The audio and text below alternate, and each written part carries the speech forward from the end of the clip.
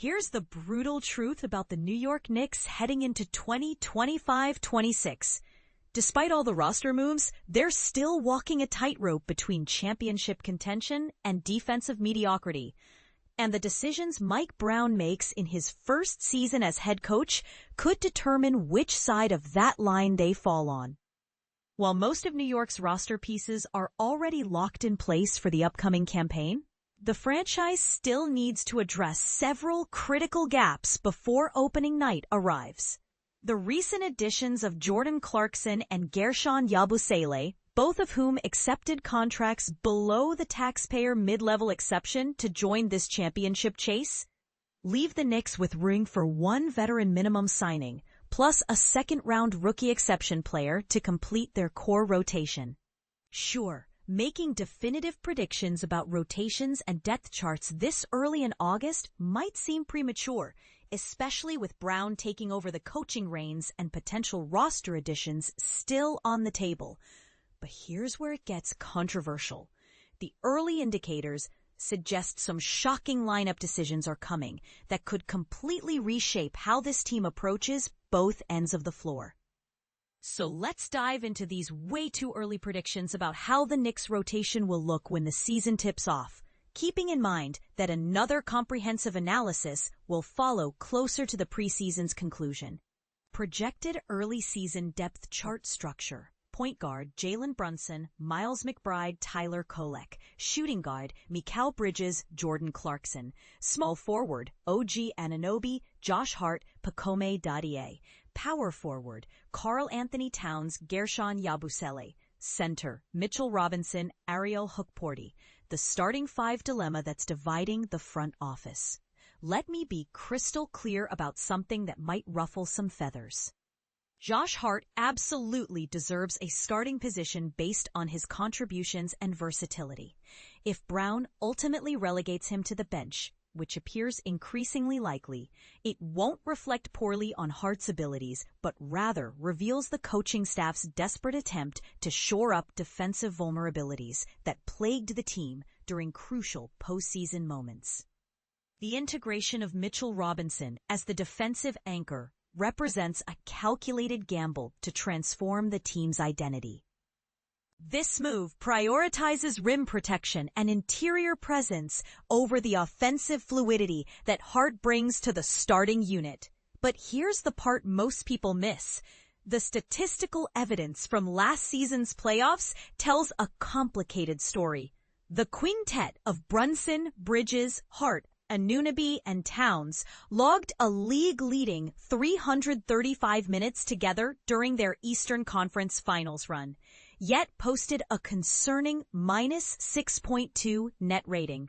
When former coach Tom Thibodeau, partly influenced by Hart's own suggestions, inserted Robinson into the starting lineup, the defensive metrics improved to a minus 3.7 net rating across 65 playoff minutes.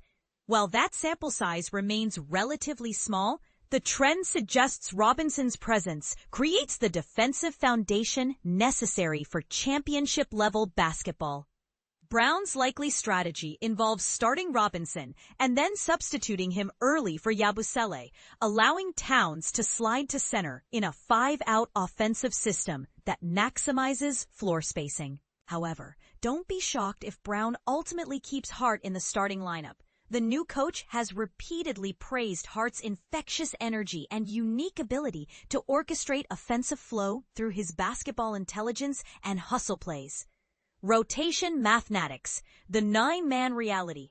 Here's where the depth conversation gets brutally honest. Despite Ariel Hukporti appearing on the depth chart as a backup center, expecting him to contribute meaningful minutes early in the season would be unrealistic. The front court rotation will likely revolve around Towns, Robinson, Yabusele, and Hart consuming virtually all available minutes, ensuring at least one of Towns or Robinson remains on the court at all times. Brown might sprinkle in occasional minutes for Hukporti, particularly given Robinson's concerning injury track record. But counting on him as a rotation fixture from day one seems overly optimistic. The emerging consensus points toward a consistent 9-player rotation featuring Brunson, Bridges, Anunoby, Towns, Hart, Robinson, McBride, Clarkson, and Yabusele. This approach reflects the harsh reality that the Knicks lack the depth to effectively utilize a 10-man rotation, though finding sporadic opportunities for someone like Pacome Dadiet could prove beneficial for long-term development. And this is the part most people miss about the backup point guard situation. While the organization could desperately use dedicated depth behind Brunson, McBride will likely inherit those responsibilities despite being more naturally suited as an off-ball shooting guard. The potential addition of Landry Shamet on a veteran minimum contract could provide some relief, but it would essentially force McBride into a role that doesn't maximize his strengths. Two-way contract strategy and hidden gems. The whispers around Summer League suggest Mohamed Diawara, the team's second-round selection, will likely secure one of the 3 available two-way positions. League sources indicate this move has gained momentum since his impressive Summer League performances. Kevin McCullough presents a more complex situation for the second two-way slot. Multiple industry insiders have confirmed that McCullough's previous two-way contract with the team makes him ineligible for the second-round exception spot on the main roster, which must be reserved for players without prior NBA experience. For McCullough to earn a main roster position, the Knicks would need to use their veteran minimum slot or execute a trade. Neither scenario appears likely given current circumstances. The third two-way position could potentially go to someone like Dink Pate, who fits the developmental profile the organization typically targets for these spots.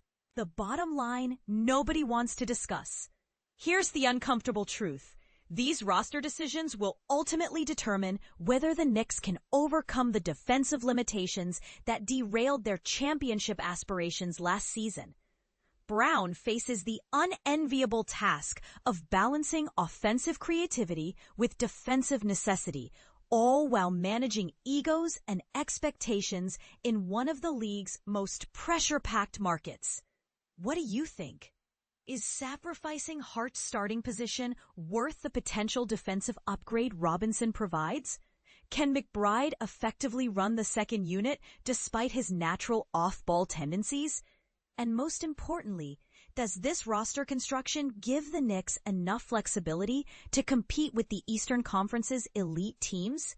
Drop your thoughts below, because this debate is far from settled, and your perspective might reveal something the front office hasn't considered.